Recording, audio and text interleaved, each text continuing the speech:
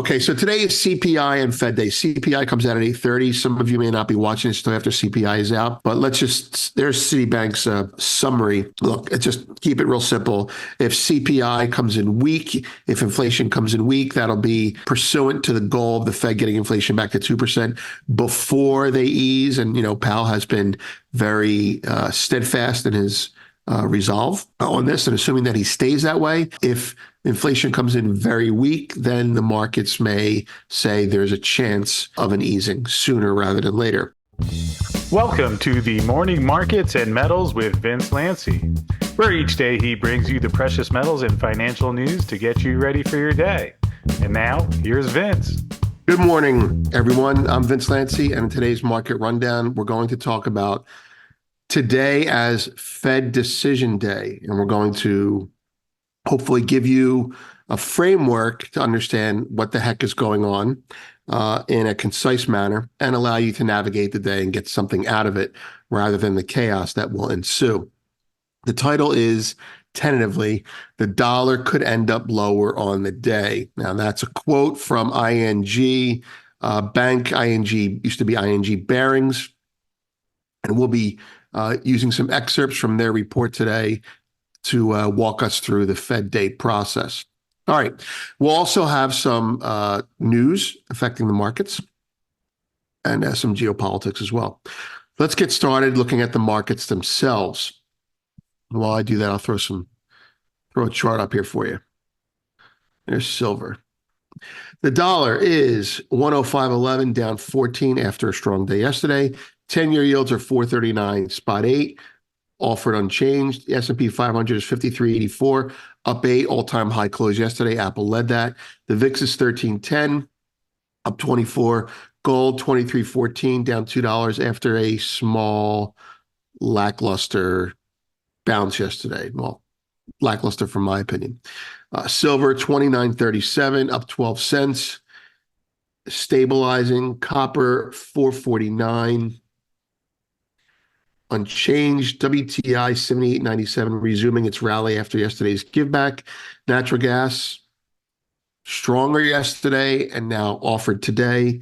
292, down 7 cents, almost 2.75%. Bitcoin has been on a slide of late, 67,883, up 600 today, but not doing well over the last week. And I think that's interesting considering that tech stocks have been going up. Ethereum 35.41, up 43, which is 1.25 percentage points. Platinum, palladium are both sides of unchanged. Palladium is 884, another bad day yesterday for that market, down $3, or a good day if you're a buyer. Platinum unchanged, bid at 951. The spread remains stable even though both metals are dropping. So I think the word is out. People want platinum, not palladium right now. You see gold and silver right there. Grains,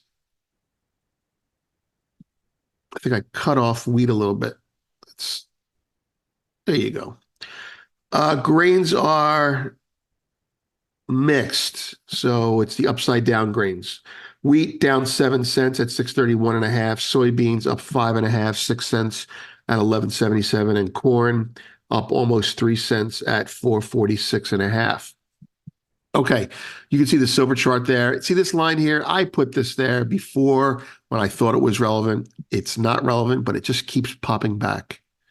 So it's not relevant anymore. This line is relevant. We got to get above it.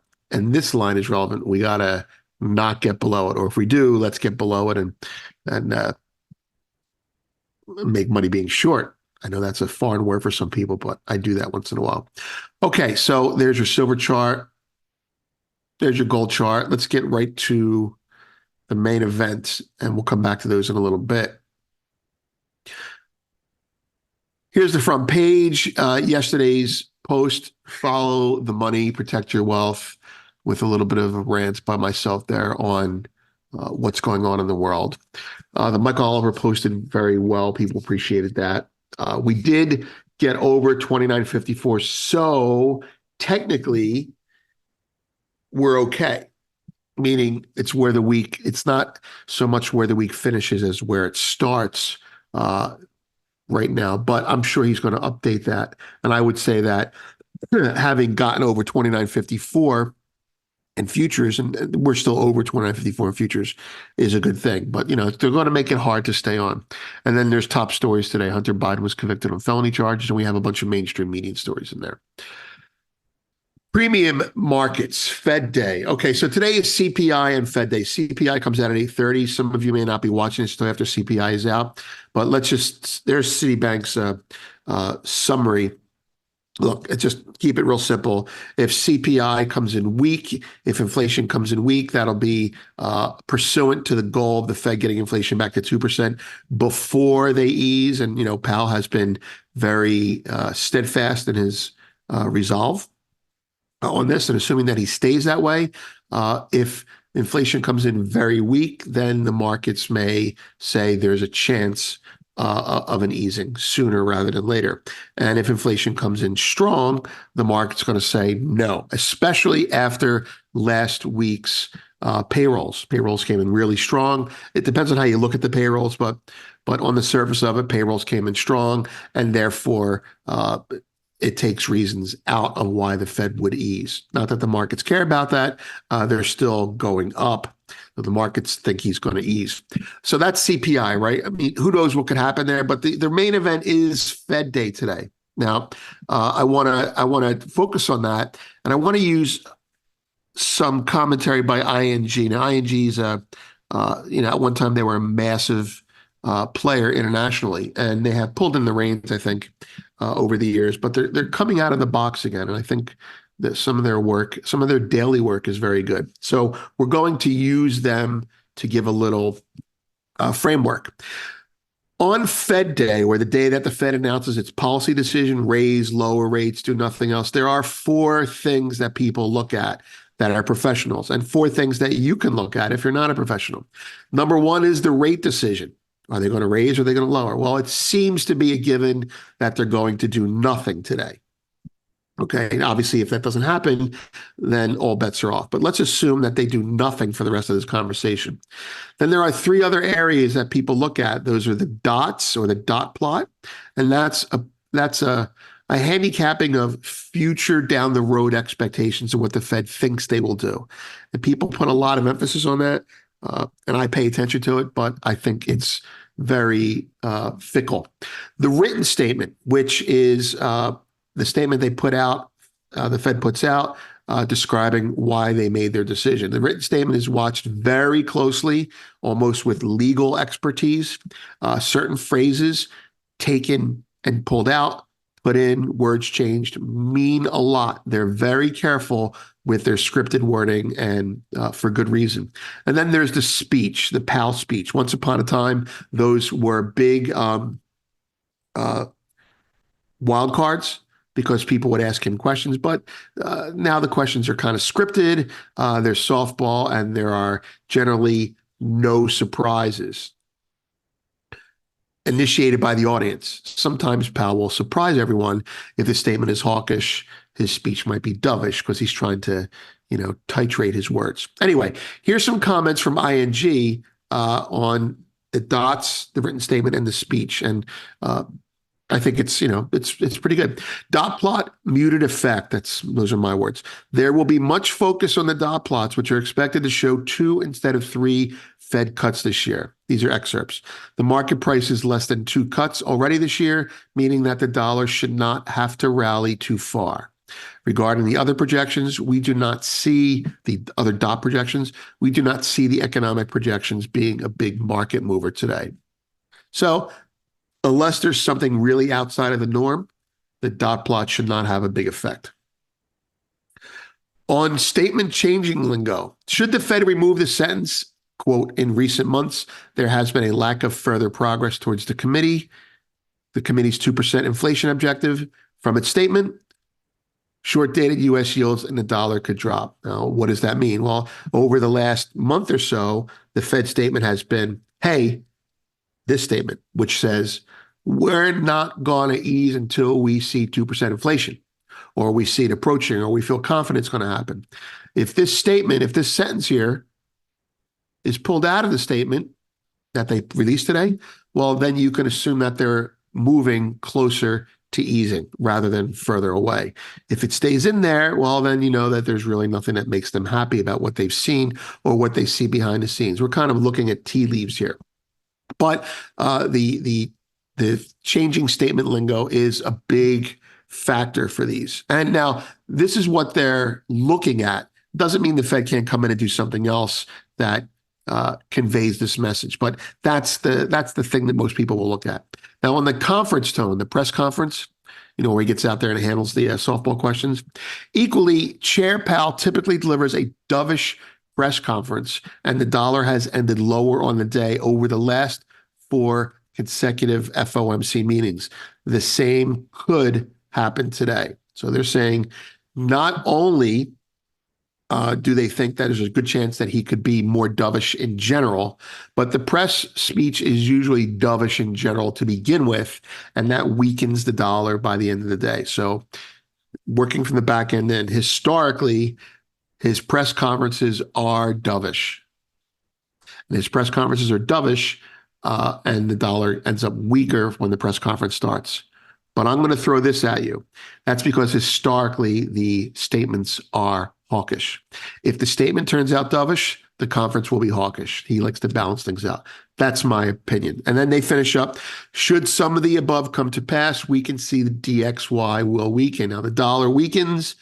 You're going to see, they're just talking about the dollar, but they're implying if the dollar weakens, it's risk on. The euro gets stronger, the yen gets stronger. And then you come into your markets domestically.